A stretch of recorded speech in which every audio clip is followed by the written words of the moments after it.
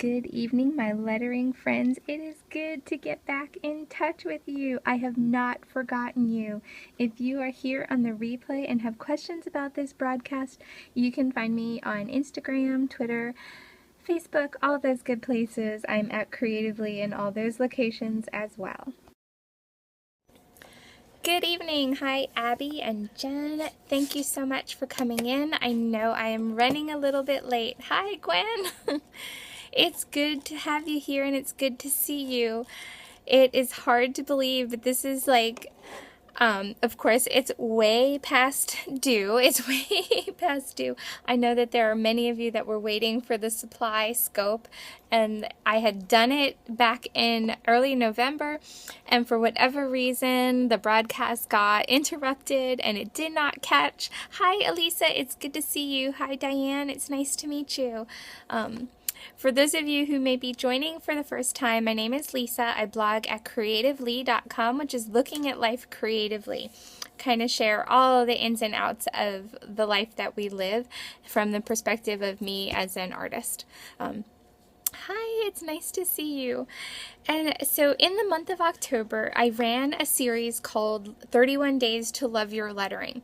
And here we are in the first week of December, and I am finishing up the very last two posts. One of them went live this morning, and the other one I am finishing up, but the other one is just kind of a recap of my lessons learned throughout the 2-month series, it seems, because it's kind of unfair to say it was 31 days because it took me way longer to complete this challenge. And I'll share kind of the inside of that and what my perspective on that is after such a large undertaking. One that, of course, I've admitted many times I was not prepared for, did not expect the reaction and the excitement at which everyone else would grab onto this little project as much as they did. And I've absolutely loved getting to know some of you throughout the month of October, and that we've continued to stay in touch. You all have pre-planning. I think if anything has shown me the need for pre-planning, it was my October 31 day series, because it just was mass chaos. And then, of course, in the final week of October, my husband and I came to the crazy decision to put our house on the market to attempt to buy our dream home. So we have spent all of November kind of fast forwarding through normal life to get our house ready to go up on the market. And now we've been up for, tomorrow will be 2 weeks, so kind of living in a market ready home with 6 children, while some of us homeschool, and my husband works from home, and of course I work out of home too. So it's just all crazy. And so I've had such a hard time getting those last 2 posts written. It is a lot of work. You're right. Oh, Daughter Talks. What is your first name? We have our 4th showing on Saturday. So we had a slow week of Thanksgiving. We expected that to be slow with the travels. So far, the 3 people that have come for showing were not the buyers.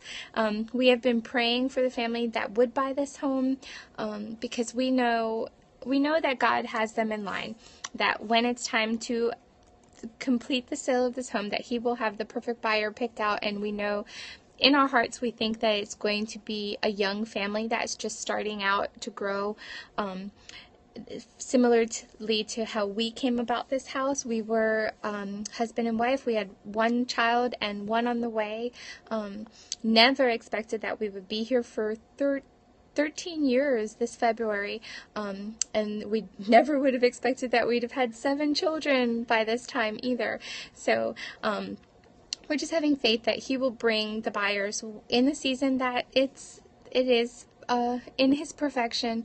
We are very hopeful that it's in time to keep us in the contract on the home that we would like to purchase, but you know what?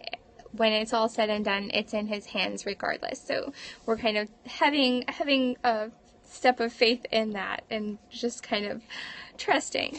So, but thank you for asking, and thank you for indulging me with kind of letting all of that kind of go, because it's definitely a lot of nervousness to be ready.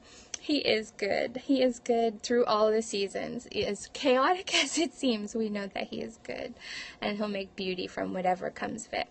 And even as we were preparing this house to sale, we said, you know, we've really transformed this home now, so that even if we do stay here, it's a new home. It's all cleaned up, it's purged and neat and everything.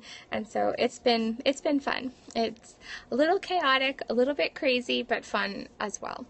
But anyway, so I did want to come back on and chat with you. Today's post was my favorite lettering tools. Of course, in the beginning of the Love Your Lettering, in the beginning of the Love Your Lettering challenge, I did post a supply list of some recommended things to get started, and throughout the series, I also gave you tips of what to use if you didn't have an item on the list. Hi, Christy. Like if you didn't have a brush pen, how you could practice this technique with a pencil. If you didn't have a calligraphy pen, how you could tape two pencils together to get that broad nib look. So lots of ways to go about the series, even if you didn't have all of the supplies. But then by the time we got through the series, I had of course introduced you to many different pens and paper and options.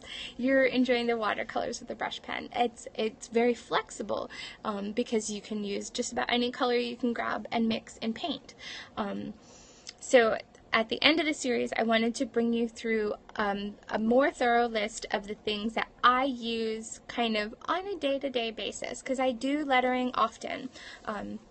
If you follow me on Instagram, you see lots of samples of different type of lettering that I do, whether it's in the journaling Bible, whether it's in my planner, or on canvases for art that I sell.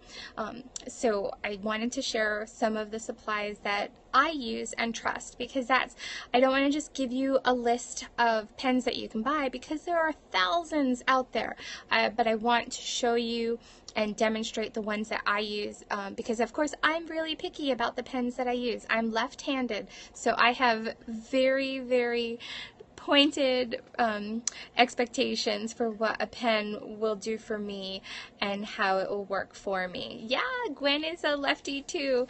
I know this has been so fun for me to connect with other lefties also. There's lots of amazing lettering artists out there, and many of them that share are right-handed, and it's a completely different world.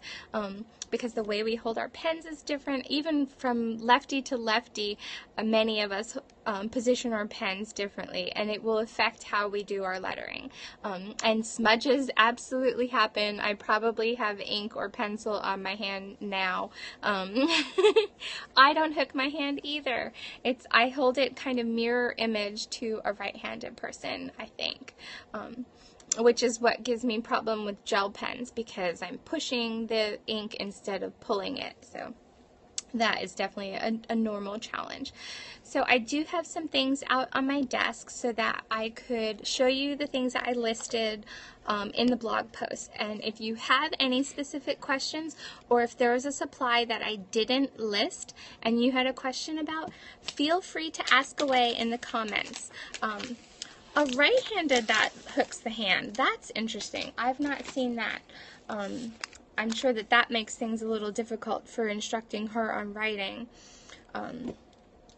So yeah, so I listed kind of a limited show of some of the supplies that I use most often, but it is by no means a full inventory of what I have on hand.